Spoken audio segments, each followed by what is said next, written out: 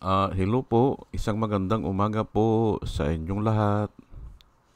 Good morning po. Ngayon po ay 21 ng Pebrero 2025 at ang oras po dito sa Los Angeles, California ay alas 6:30 ng umaga. At araw po ngayon ng Biyernes. At nais ko po mag-vlog mga kababayan, mga minamahal, patungkol dito sa itong mga Duterte ay humingi ng saklolo sa Supreme Court o tumakbo sila sa Supreme Court para pigilan yung impeachment. Ayan po ang tatalakayin ko ngayon. Ang title po ay Bakit Ayaw Mga Duterte Matuloy ang Impeachment? Samantalang sabi nila noon ay handa silang harapin. Pero alam ko yan ay kuwan lang yun. Kuwan lang yun, parang camouflage lang nila. Ang katotohanan ay ayaw nila talaga yung impeachment. Kaya nga ito ay dumulog sila sa Supreme Court o humihingi sila ng saklolo sa Supreme Court para hindi matuloy ang impeachment proceedings. Ayan po Ngayon ay magbibigay po tayo ng komento bakit ayaw ng mga Duterte matuloy ang impeachment. Ang dami ko na po na narinig pero ito nga ang ibibigay ko yung manggagaling sa Biblia. Bakit ayaw ng mga Duterte matuloy ang impeachment proceeding na yan? Samantalang noon, ang sabi ni Sarah ay mas masakit pa raw ang iwanan ng boyfriend o ng jowa. In today's parlance, yung kasintahan ay jowa yan o boyfriend. Pero yung boyfriend, matagal na po yan Ngayon, ang tawag na dyan ay jowa. Ayan po nagbabago po kasi ang mga salita Mas masakit pa daw ang maiwan o maiwanan ng jowa kisa ma-impeach. O ay adi, patunayan niya yan. Hindi ba? Patunayan niya. Yan po ang sinasabi ko na ang language po kasi o ang salita po kasi ay corrupt. Corrupt po yan Gusto niyang ipakita na bali wala sa kanya o hindi siya nasasaktan. Ay bakit pala dudulog pa sila sa Supreme Court? Na ang pagkakaalam ko dyan, dahil yan ay trabaho lang ng Kongreso, yang mag-impeach ay trabaho ng Kongreso yan, hindi makikialam ang Supreme Court dyan. Hindi. At saka hindi naman sila ibibilanggo Tatanggalin lang sa pwesto o aalisan ng mga benepisyo o mga karapatang kumandidato. Yan lang po naman hindi naman ibibilanggo Ang judge kasi, ang hatol niyan ay ibibilanggo ka o hindi. O papatayin ka o hindi. Yan po ang mga hatol ng judge. Kaya nga tinawag silang semi-God o demigod. O tinawag sila ng Diyos na you are gods. You are God. Opo, tinawag po sila ng Diyos yan. Ng Diyos. At nakasulat po yan sa Biblia. Ganun po yan. Ang mga judges po ay iba ang hatol nila.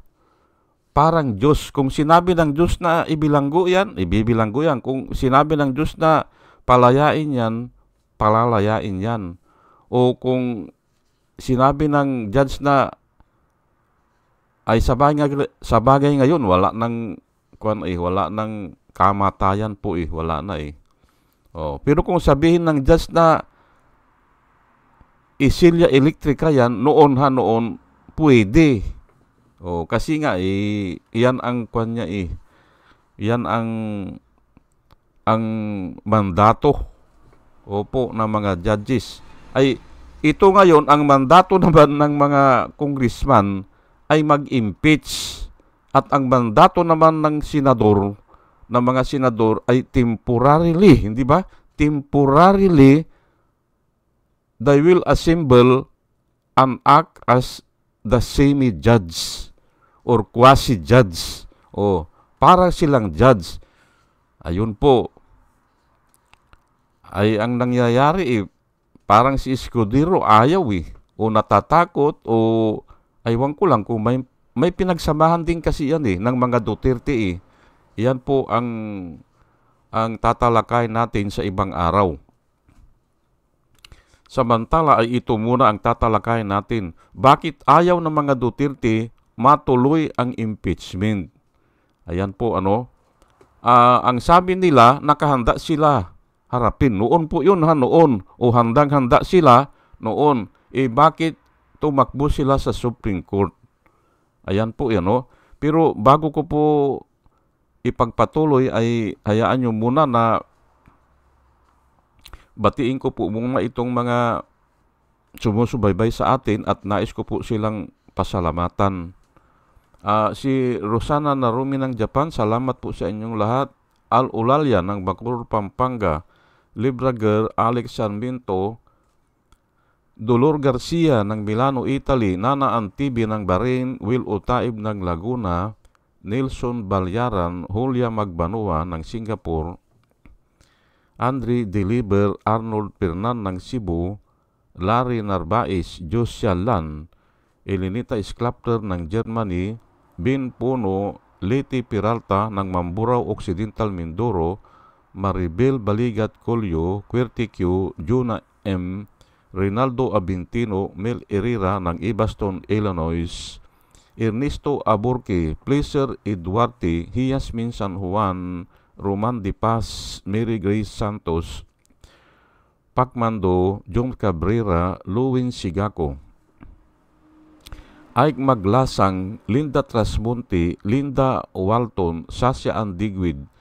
Leni Bungat, Agripino C., Eduardo Gonzales ng Singapore, Bumble D., Di Juana Duco, Ernesto Honrado, Josephine Lucas, Bert Abogado, Demetrio Pascual, Soledad de Maculangan, Brenda Martin, C.J. Torrio, Melchor Tolentino, Brother Pacamara, Manuel Lim, Danilo Magno, Lawrence Alendayo, Edelberto Infante, Bus Reyes, Paul Vincent Lim, Sonny Gaya, Rupino Baldos, Betty Velasco, William Ilay, John Dicinco, Victorino Ripran, Norman Nabatar, Bonifacio Avila, Danilo Magno, Carl Arman, Salvi Ibanez, Dumus Ticton, Tibtib Mercado, Bernadette Francisco, Yoser P.O., Cheryl Andres, Hermihenil Dogardi, Rubin Delpin, Mama Gina, Lanzo Mintak,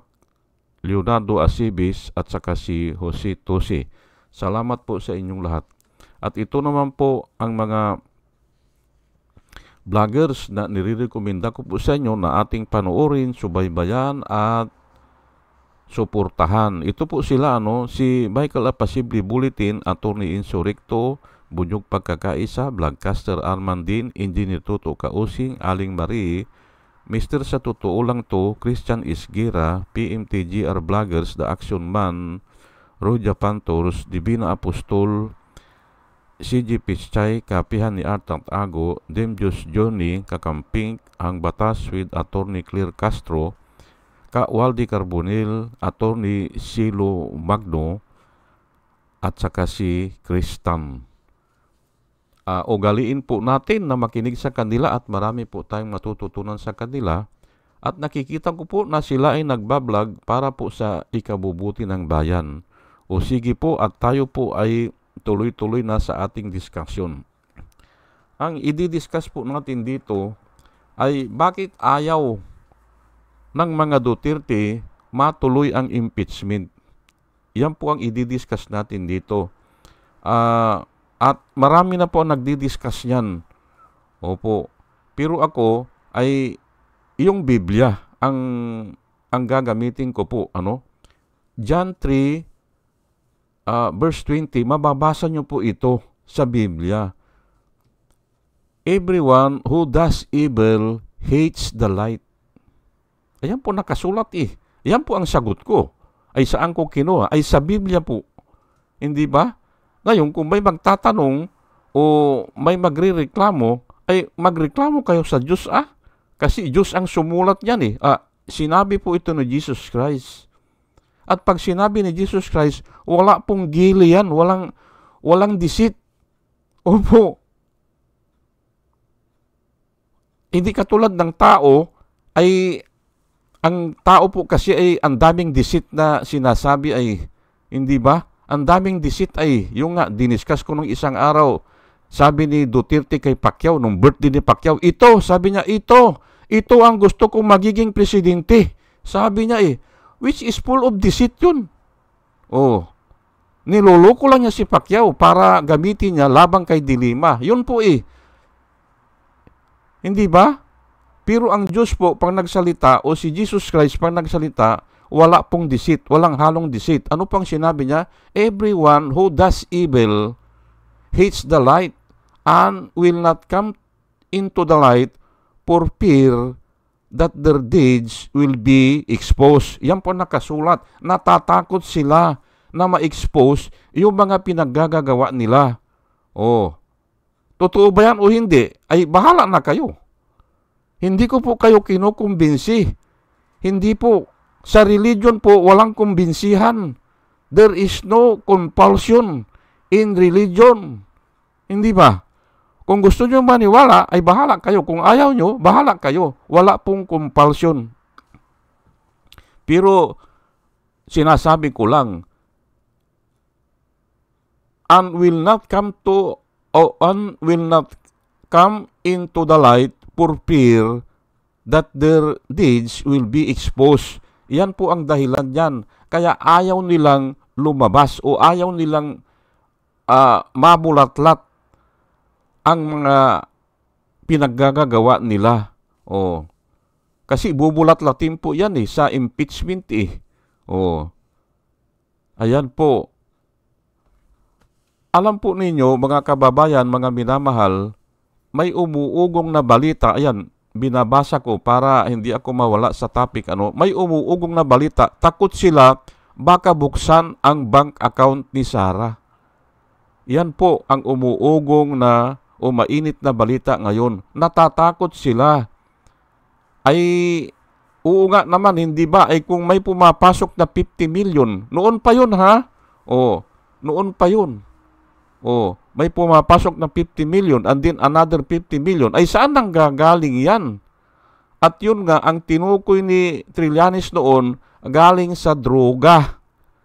Ayan po Hindi ba?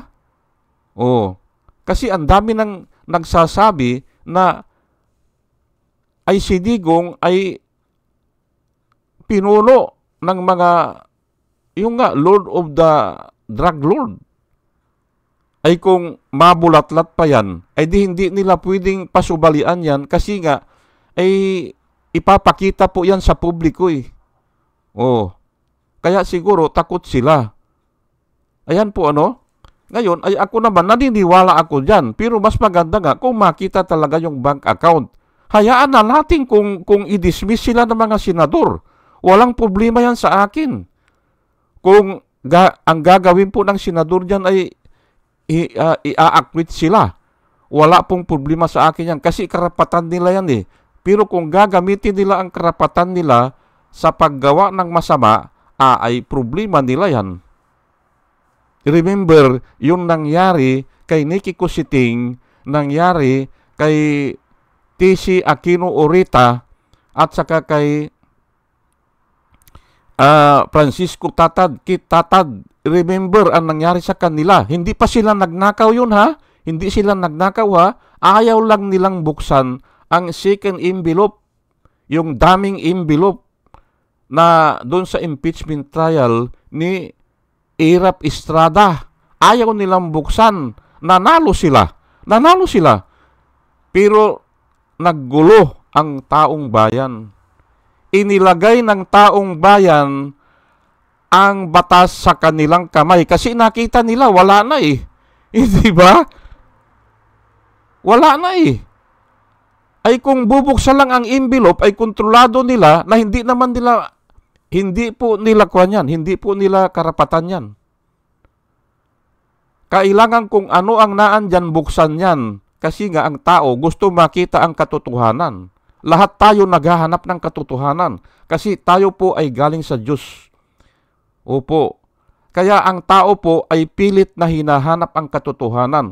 Ang Diyos po ay katotohanan ay, ay kung kalabaw ka, ay pwede siguro, hindi mo nahanapin yung katotohanan. Pero tao ka eh.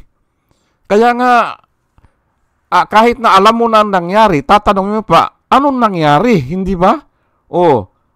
Nakita mo na bumulagta yung tao dyan na sinaksak. Tatanungin mo pa, ay anong nangyari? Pero ang gusto mong sabihin, bakit sinaksak? Hindi ba? Ganun po eh. Gusto pang makita ang katotohanan kasi nga tao ka eh. Ganun po yan. Ngayon ay hindi pwede na yung tatlong senador, si Nico Cositing, yun nga, si Lacuan, hindi nanalo yun eh. Hindi na nanalo. Si TC Aquino Orita at saka si Kit Tatad, nung kumandidato sila na pagkasenador, hindi na sila ibinuto ng mga taong bayan. Kahit na nagsisi sila, kahit na umiiyak sila, humihingi ng tawad, hindi na sila ibinuto. Kasi nga tinandaan sila eh. At aywan ko lang kung tama ang research ko, pati nga congressman hindi na nanalo eh. Tumatakbo silang congressman ay dahil sa isinuka sila ng tao, ay hindi na sila nanalo. Sa pagkaalam ko si Orita at saka si Cositing at saka si Kit Tatad, kumakandidato rin yan ng congressman, hindi na nanalo. Ay pero noon, hindi pa naman Smartmatic ang ginagamit, mano-mano ang ginagamit. Kaya hindi talaga sila manalo Paano silang mananalo yan? Ay isinuka sila ng bayan, hindi ba? Ganun po yan. Kaya nga ito, kung ipapakita ng mga senador na kakampi sila kay Sara, ay okay lang. Karapatan nila yan to acquit or to convict. Karapatan nila yan pero gaganti po ang taong bayan dyan. Yan ang nakikita ko dyan. Punta po tayo dito sa 2 Corinthians chapter 4, verse 3 and 4. Ito po ang nakasulat. Itataas ko lang po And even if our gospel is built, it is built to those who are perishing.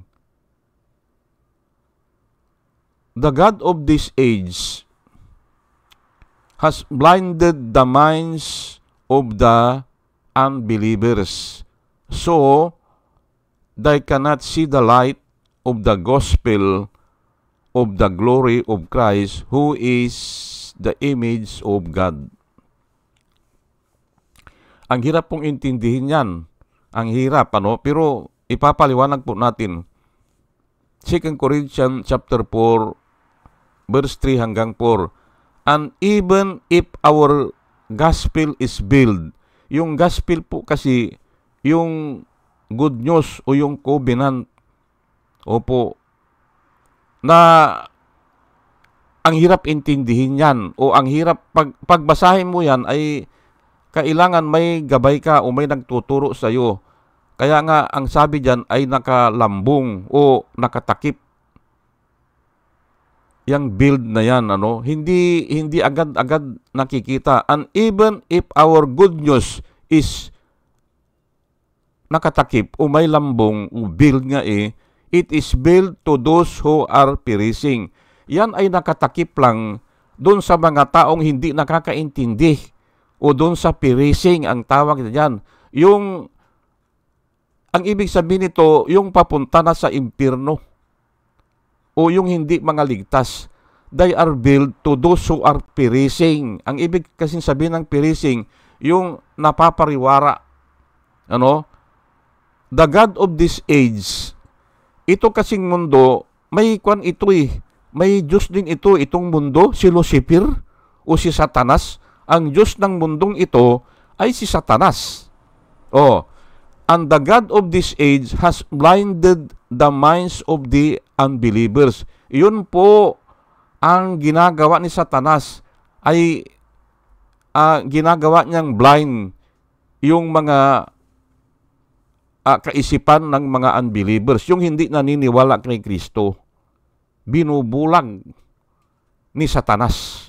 Yan po nakasulat eh. Kaya nga ang pagkaintindi nila, tama yung ginagawa nila. Ang pagkaintindi nila, ang nilalaban nila ay yung patay natin yan, ganun eh. Patay natin yung mga adik para gaganda ang bansa. Wala pong ganyan turo ang Biblia. Ang turo po ng Biblia ay magpatawad. Opo. Ang turo po ng Biblia ay magpasinsya o patient o kailangan if you are undergoing trials and temptation, kailangan paglabanan mo yan. Yun po ang turo ng Biblia. Pero yung papatayin mo agad, hindi ba? 15 senador o senatoriable, papatayin mo, ay iba po iyan. Iyan po ang sinasabi dito na the gods of this world blinded their minds. Kasi nga sinasabi nila eh. Ay gagawin nila yan. Kasi nga sinasabi eh. Pag nasabi mo na kasi, gagawin mo na yan. Opo. Hahanap ka na ng paraan para gagawin yan. Yan ang sinasabi na blinded their minds so they cannot see the light of the gospel. Hindi nila nakikita yung mga pangako ni Kristo. Yung mga pinaglaban ni Kristo, yung alituntunin ni Kristo o yung gusto ni Kristo na mangyari, na maligtas ang lahat ng tao. Yung po ang hindi nila nakikita dyan. Ang nakikita lang nila ay papatayin ko yung mga adik para gaganda ang Pilipinas. Ay imposible yan. Ay paano yung pulis na pumatay? Hindi ba? Paano yung pulis? Kung kakasuhan siya, o kaya paano siya haharap sa Diyos? Kung walang court order, pinatay na lang niya yung isang adik. Mali po yan eh. Hindi ba? Haharap din sila sa Diyos eh. Ay, di magkakagulo yan. At isa pa, kung ang tao ay pumapatay na, yung mata niya nagiging pula. Opo, nagiging pula yan. Kasi humahanap na naman siya na sino ang papatayin niya eh. Ganun po yan eh. Nagiging addict na sa pagpatay. Opo, baliwala na sa kanila ang pagpatay. Kaya nga po, ang ating mga magulang sinasabihan tayo, uy, huwag kang lalapit dyan. Huwag kang makipagbarkada dyan. Huwag kang lumayo ka, sabi ng magulang ko. Pag nakakasalubong mo yan, sabi niya. Yung taong pumapatay, lumayo ka dyan, sabi niya. Kung makakasalubong ko. Kasi nga, sa baryo namin, ilan yung pumapatay ng tao eh. Opo. Ilan ba yung nakapatay sa amin? 2 na kakilala ko. Opo. 2 na tao. Nakapatay yan. Kaya ang sabi ng tatay ko, ay, kung makasalubong mo yan, iiwas ka dyan. Ang sabi niya. Ayan po, no? Ay Proverbs 4:19. But the way of the wicked is like total darkness. Proverbs po ito. At ang Proverbs po ay applicable po ito sa lahat ng tao. Sa lahat ng bansa. Applicable po ito. Pinag-aaralan po ito ng buong daigdig itong Proverbs. At applicable po yan kahit anong lipi, anong lahi, anong bansa, anong kultura. Proverbs 4:19. But the way of the wicked is like total darkness. Ayan nga eh. Total darkness nga eh. Hindi ba? They have no idea what they are stumbling over. Hindi nila alam bakit sila nababalaho o natutumba o natitisod. Yan po ang ibig sabihin yan. Kasi nga, para silang naglalakad, yung mga wicked po, para silang naglalakad sa total darkness o talagang kadiliman. Ayan po, ay simple. Kung ikaw maglalakad sa dilim, hindi ba? Hindi mo nakikita ang dadaanan mo. Ayan po, at maaring matisod ka. Yan po ang sinasabi ng Proverbs 4:19. Ngayon ay bigyan ko lang ng emphasis ito na hindi nila alam na matitisod sila. Ay ito nga hindi kasi nila kaya takasan ang batas. At bibilisan ko lang po para may maintindihan tayo. Alam nyo po, ay ito si Rodrigo Roa Duterte, hindi po ipinakita ang salin niyan. Aywan ko kung 2017 ang nag-umpisa yan na hindi na siya nagpakita. Kasi nga, ang sabi nung ombudsman na si Martires ata yan, sabi niya, pwede nang hindi ipakita. Sabi niya, na opinion lang niya yun. Bakit ginawa ng batas? Ay simpre ay dumami na kasi Dumami na kasi mga vloggers, ganun na rin opinion lang niya yun. Pero ang saligang batas ay sinasabi na lahat ng government employee ay kailangan magbigay ng salin. Sige na, paboran na natin. Hindi niya ipinakita ang salin niya 2017. Pero 2016 mayroon nata siya mayroon siya nung mayor siya. Adi, ang batas po, titignan yung 2016 niya. At kung ngayon, mabubuklat yung salin niya, ay bakit ang dami na nito? Ayan po Hindi rin siya lulusot sa batas po Kahit na ba buksan ang salin niya ni Sara Duterte sa 2027. Buksan natin. Kaya sa 2025, bubuksan natin ang salin niya kasi ayaw niya noon makikita rin po malaki na ang asset niya.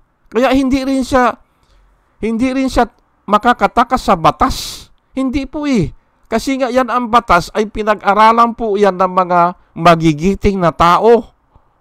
Ang akala lang niya, lulusot siya. Tingnan po natin ang nangyari kay Corona. Hindi ba? Hindi rin niya inilagay sa salin niya. Ay nung ang nangyari kasi kay Corona ay babayaran na niya yung mga tax babayaran na niya. Ay tika muna, ay bakit mo babayaran yan? Ay hindi naka-declare yan. Ay i-declare na niya na sa kanya yun. Ganun po ang nangyari dyan. Bigla na lang i-declare. Ay tika muna, saan mo kinuha yan? Ayun po Kaya nga, naniwala ang mga tao na bagamat si Corona ay wala tayong alam na kurap, ay kurap pala. Kasi nga, may mga penthouse siya may mga dollar account ganun po yan. Kaya, na-impeach siya. Ay kasi nga, ay overwhelming po yung mga ebidensya. Ganyan din po ang nakikita ko na mangyayari kay Sara Duterte. Mabubulatlat yung mga record at magiging overwhelming yung mga ebidensya. Kaya takot sila. At yun na nga ang sinabi ko nung una, they do not want to come to light because they are afraid their deeds will be exposed. Ayan po. At si Jesus Christ po nagsabi niyan, hindi ba? Basahin ko na nga para maitanim sa ating isipan. Everyone who does evil hates the light and will not come to light because they are afraid their deeds will be exposed. Ayan po. Ngayon ay kung may lalaban dyan ay okay lang. Mag-comment kayo dyan, hindi ba? Mag-comment kayo dyan. Pero ako ay hindi ko na iniintindihan kung may nagko-comment o wala. Hindi ko na iniintindihan. At sa akin lang, basta ma-share ko yung salita ng Panginoon. Opo. Sige po, at hanggang dito na lang po at dinadalahin ko po bago ako mag-umpisa na yung nakikinig ay magkaroon ng wisdom na nanggagaling po sa Panginoon. At muli mga kababayan, mga minamahal, isang magandang umaga po sa inyong lahat. At salamat po sa inyong pakikinig. Salamat po ng marami. Salamat po.